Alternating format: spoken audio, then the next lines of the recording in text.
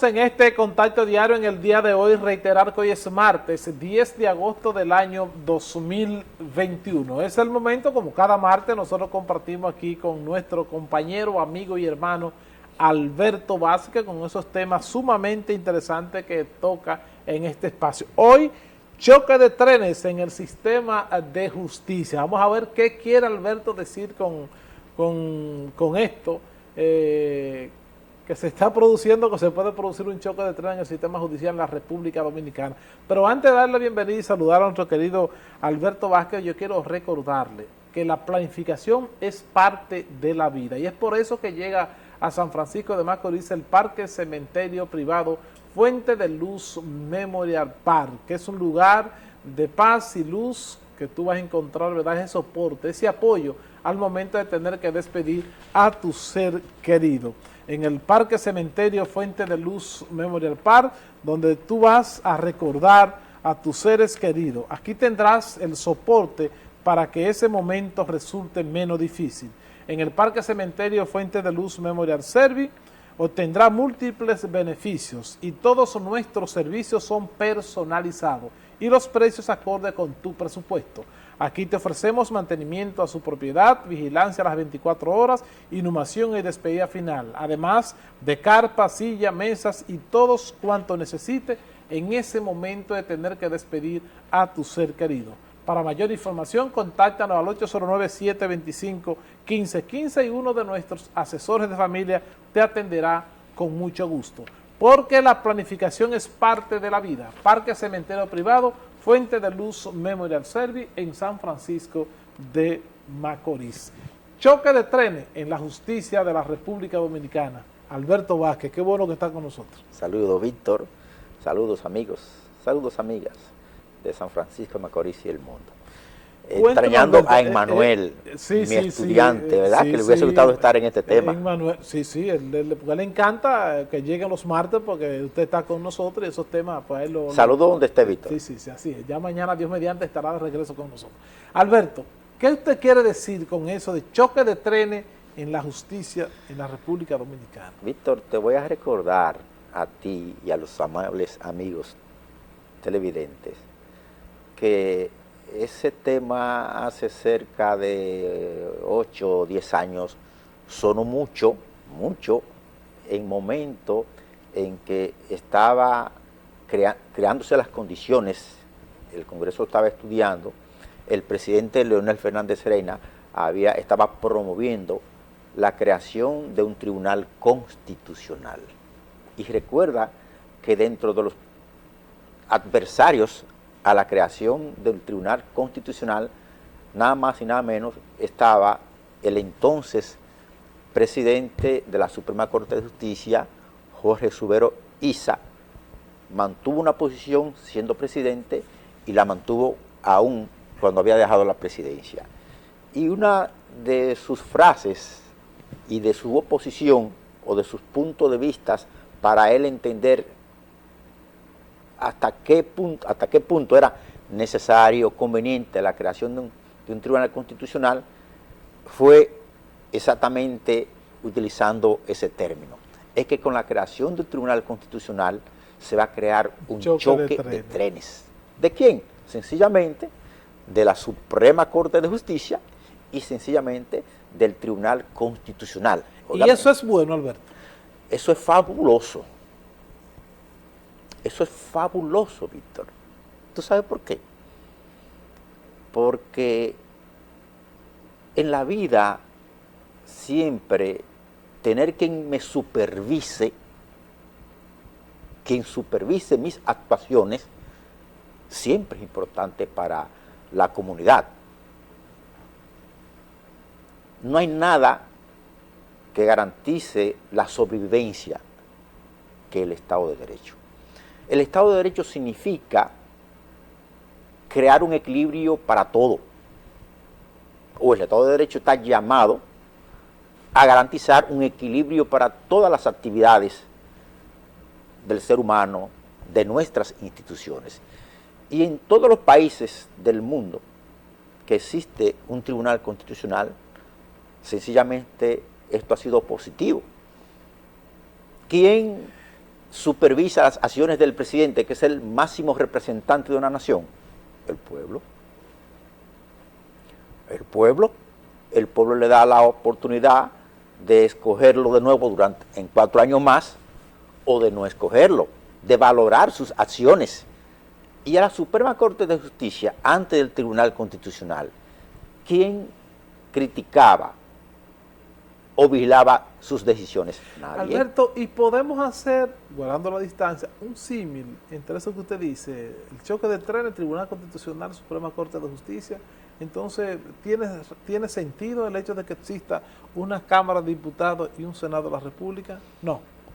Bueno, mira, el tema bicameral tiene una historia. Y nosotros tenemos un sistema bicameral fruto de tradiciones. Recuerda que nosotros venimos de la práctica de un ejercicio de derecho francés, ¿verdad? Entonces tiene una historia que ha sido básicamente la costumbre y el origen de cómo surgen el Senado y la Cámara de Diputados, que nos lleva a nosotros a tener un sistema bicameral. Esto no significa, porque observa que el Senado no tiene facultad de vigilar, supervisar las acciones de la Cámara de Diputados. Ni viceversa. Sencillamente en aquellos casos de tema político, la Cámara de Diputados juega un rol, el Senado juega un rol. Entonces, no estamos frente a dos instituciones que se supervisan una y otra. Estamos ante dos instituciones que una juega un rol muy parecido a la otra, que incluso su necesidad no es útil. Aquí debería haber una sola Cámara, ojalá, y nos evitáramos todo ese dinero que ganan los diputados y que se llaman los diputados, pero bien. Pero lo que te quiero decir es que son dos puntos totalmente diferentes, porque en el tema de la Suprema Corte de Justicia y del Tribunal Constitucional sí estamos frente a dos instituciones llamadas a garantizar derechos. El Tribunal Constitucional dice la ley orgánica del Tribunal Constitucional, la ley 137-11, que el Tribunal Constitucional es el garante de la justicia constitucional. Garante de la justicia constitucional. ¿Quién imparte justicia? La Suprema Corte de Justicia, los tribunales de primer grado, de segundo grado. Entonces, ¿quién es el garante de que esa justicia cumpla con los principios y derechos fundamentales? El Tribunal Constitucional. Cuando la Suprema Corte de Justicia emite una decisión o resolución que choca con la Constitución, entonces se puede acudir al Tribunal Constitucional si esa resolución, o si el Senado emite una decisión que choca con la Constitución, se puede acudir a al Tribunal Constitucional para que verifique la constitucionalidad de esa decisión. A propósito de qué viene el tema, Víctor. Exacto. El tema viene a propósito de que en el día de, si mal no recuerdo, desde el viernes, surge la información de que el Tribunal Constitucional, mediante una decisión que solamente está en dispositivo, todavía no se está en los argumentos y fundamentos, declaró nulo las audiencias virtuales. Víctor. Que ya en plena pandemia, en múltiples ocasiones, yo te había tocado ese más tema. Bien declaró no conforme con la Constitución las audiencias virtuales. ¿Qué va a pasar con eso, Alberto? No conforme con la Constitución. Recordemos que en medio de la pandemia, la Suprema Corte de Justicia emitió una resolución en la que trató o puso a disposición o creó las condiciones, mediante esa resolución, de que se llevaran a cabo actividades judiciales de forma virtual. Estamos hablando de medidas de coerción, estamos hablando de audiencias preliminares. ¿Qué pasa? Yo lo tengo fresquecito. Cuando claro. En múltiples ocasiones usted y entonces recuerden que eso no era... Y entonces recuerden que muchos abogados reaccionaron. Es más, se hicieron vigilia frente a la Suprema Corte de Justicia, se hicieron vigilia frente a los tribunales, los abogados, pidiéndole al presidente de la Suprema Corte de Justicia que limitara esa resolución en torno a las actividades digitales o audiencias digitales. Al punto de que incluso también aquí hubo abogados que hicieron huelga de hambre.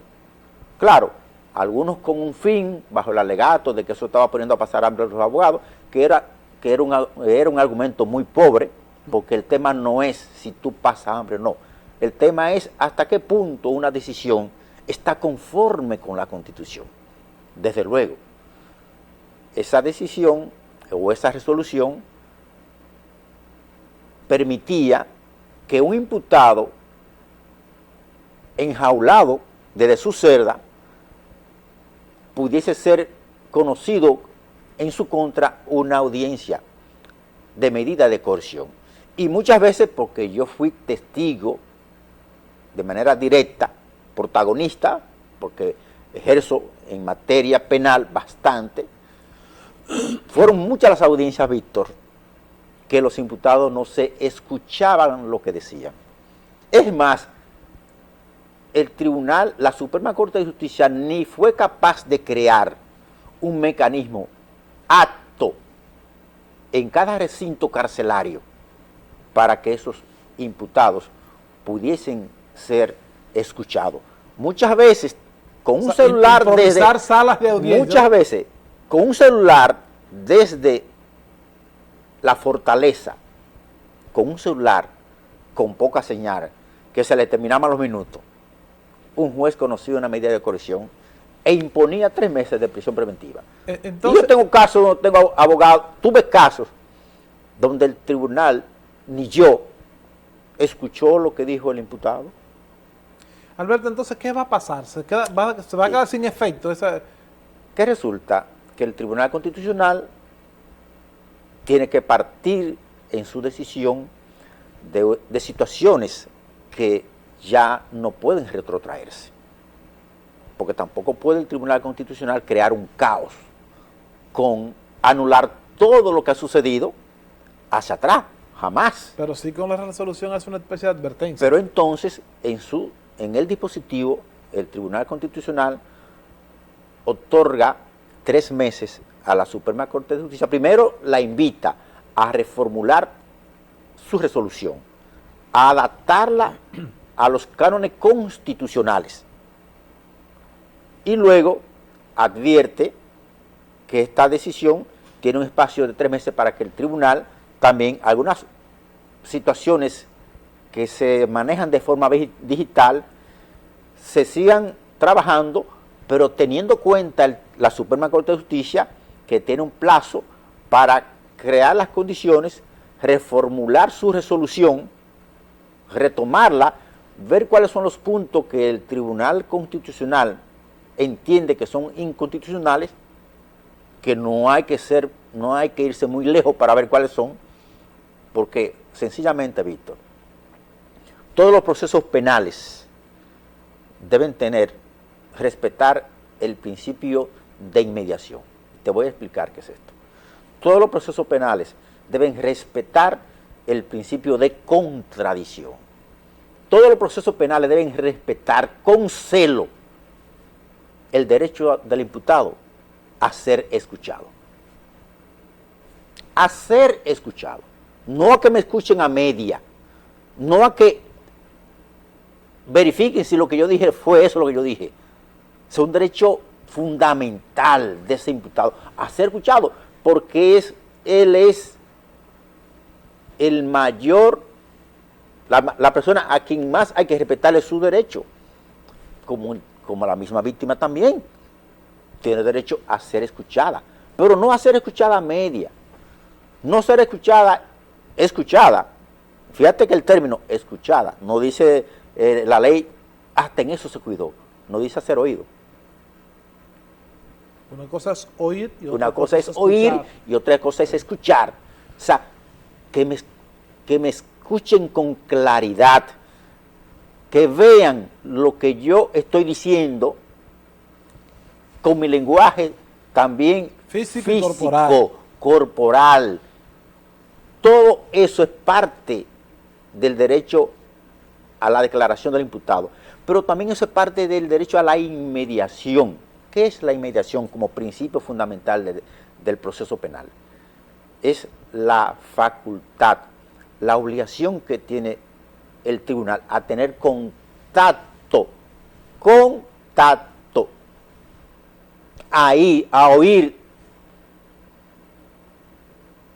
de manera directa a las partes del proceso, a escuchar, y mientras escucha, mirarlo, leer sus ojos, leer sus labios, leer sus movimientos y ver cómo tú extraes de eso que está diciendo el imputado si es verdad o si es mentira, porque para eso el juez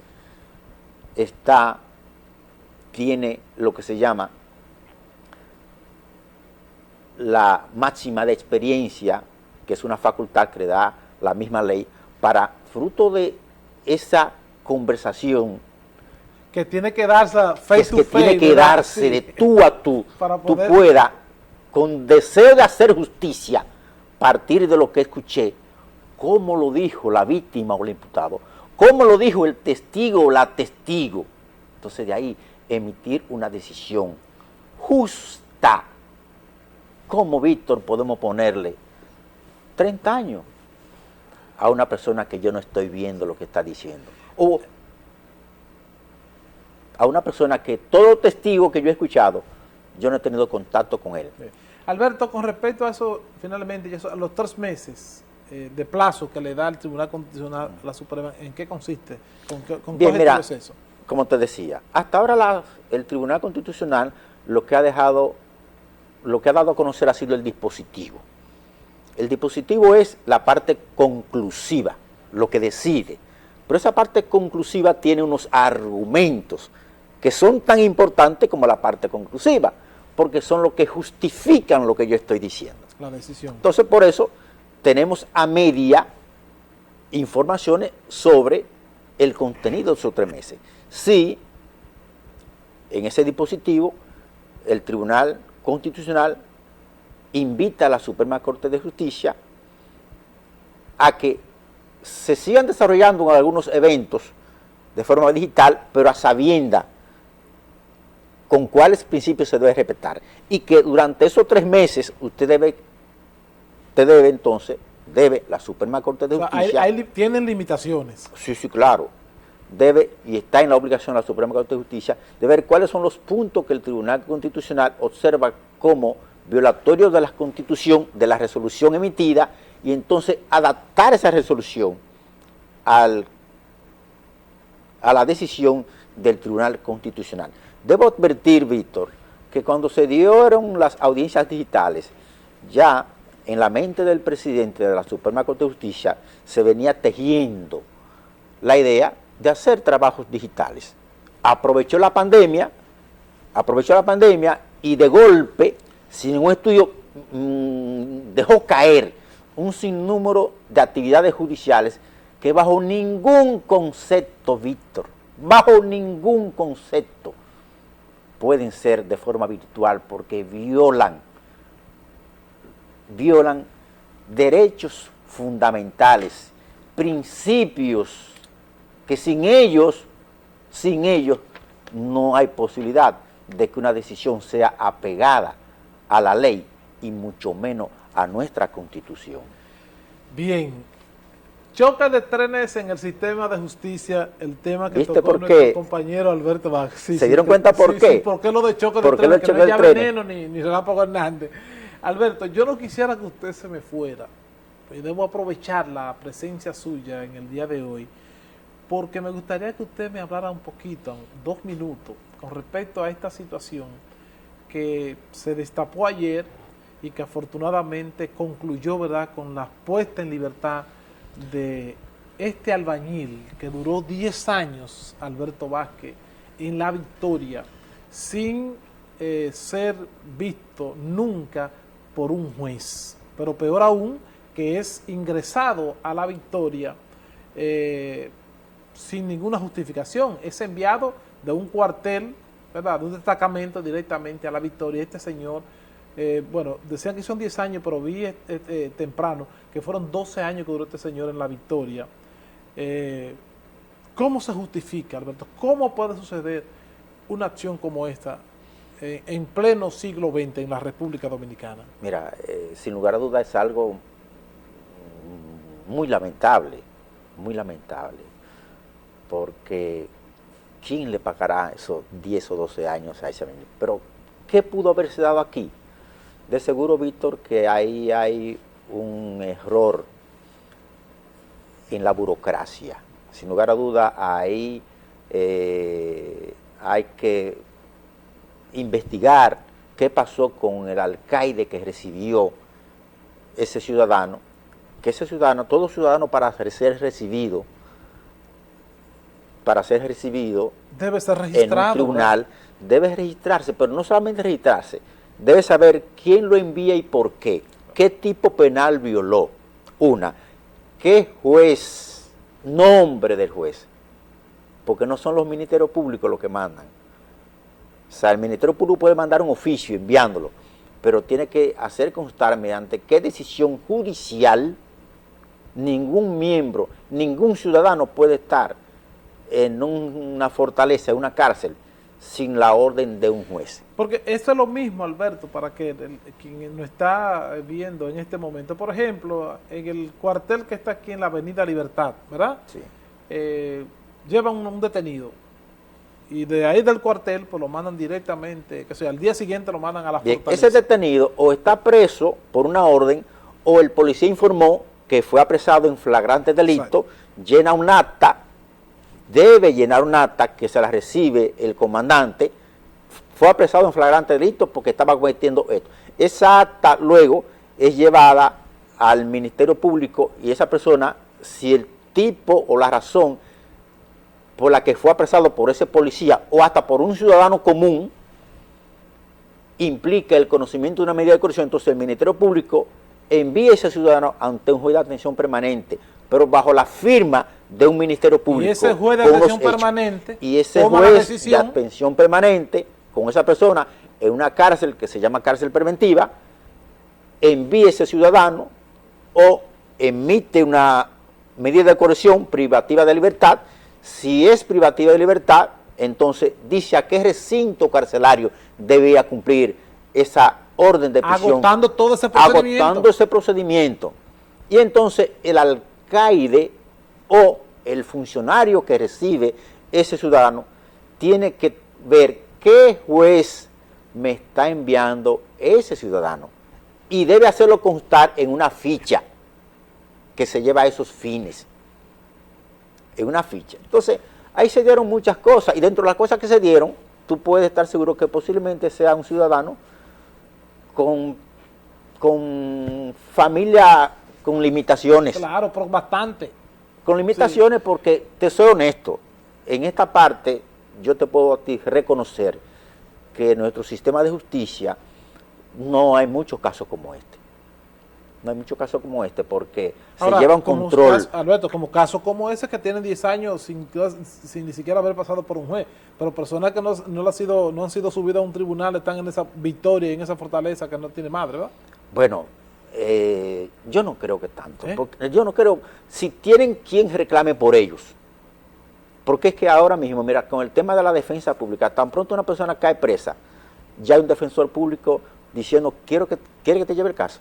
Y ya ese defensor público se encarga de darle seguimiento porque tiene una orientación por parte que no es el caso del señor primero porque sus familiares deben tener sumamente limitaciones al extremo, ¿verdad que sí? Ahí pasó descuido de muchas personas, no solamente de las autoridades judiciales. Porque es un ser humano, Alberto. O sea, entonces, bueno, no está registrado, perfecto, no aparece como nada, pero tiene familia de fuera que saben que... Sí, es algo sumamente extraño, hay que ver qué falló ahí.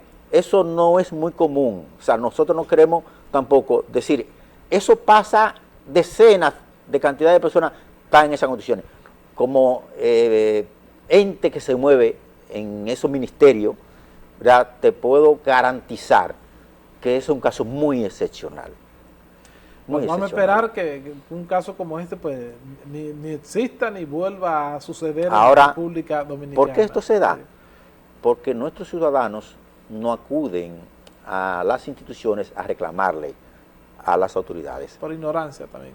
Por ignorancia y porque no hay una cultura. Sí. Usted puede acudir a los tribunales a solicitar una indemnización en contra del Estado. Por eso que es un error del Estado. Así es.